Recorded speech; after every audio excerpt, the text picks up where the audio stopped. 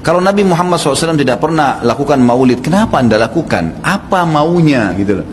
Tanya coba, pasti mereka bilang Nabi nggak pernah lakukan, para sahabat tidak melakukan. Sampai saya pernah berkata kepada beberapa teman yang sudah sampai pada level ustadz-ustadz, kiai-kiai yang mereka masukkan, saya bilang, akhi, tolong datangkan kepada saya satu saja pendapat, tidak usah dari para sahabat, tidak usah dari para tabi'in, 4 orang imam saja, Imam Ahmad, Imam Malik, Imam Syafi'i, Imam Abu Hanifah, ada nggak satu saja statement mereka yang suruh buat maulid? Coba datangkan kepada saya.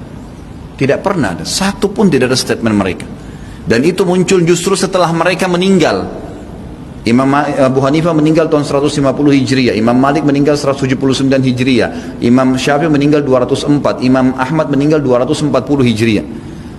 Itu munculnya maulid di tahun pas Imam Ahmad terakhir tuh, 10 tahun sebelum meninggal, 230 Hijriah, oleh orang-orang Syiah yang ada di Mesir. Itu mereka lakukan karena mereka mau mencontohi ya yang dilakukan oleh orang-orang Nasrani merayakan hari lahirnya Nabi Isa alaihissalam.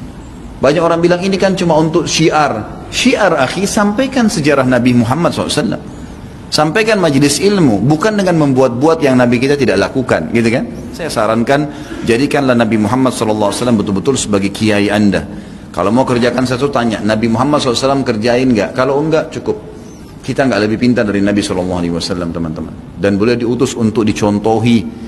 Yang diperintahkan saja sudah padat, sudah banyak. Untuk apa buat-buat lagi? Udah banyak gitu kan? Dan anehnya teman-teman yang buat acara maulid ini, subhanallah, banyak sunnah Nabi yang ditinggalin. Banyak, melimpah sunnah Nabi gak dikerjakan. Banyak sekali, kita temukan kukunya masih panjang, hal yang kecil. Istrinya belum pakai jilbab, dia masih belum datang ke masjid sholat 5 waktu, banyak. Rame-ramein aja pada saat acara itu saja, itu pun tidak ngerti apa itu acara. Datang baca salawat, berdiri tengah-tengah, padahal dianggap ruhnya Nabi SAW sedang lewat tuh. Itu keyakinan mereka itu. Coba tanyain gitu kan, memang sudah begitu. Jadi tidak cukup dengan kata-kata baik. Mohon maaf, saya katakan ini dengan teman-teman yang melakukan perbuatan-perbuatan yang Nabi SAW tidak perintahkan. Anda sama saja sedang mengatakan, maaf Rasulullah, saya lebih ngerti daripada Anda. Nabi SAW tidak perintahin kita kerjain, jadi kita lebih ngerti dong dari Nabi, gitu kan?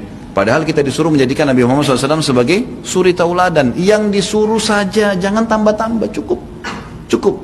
Dan yang tidak dicontohkan sama, jangan juga dilakukan.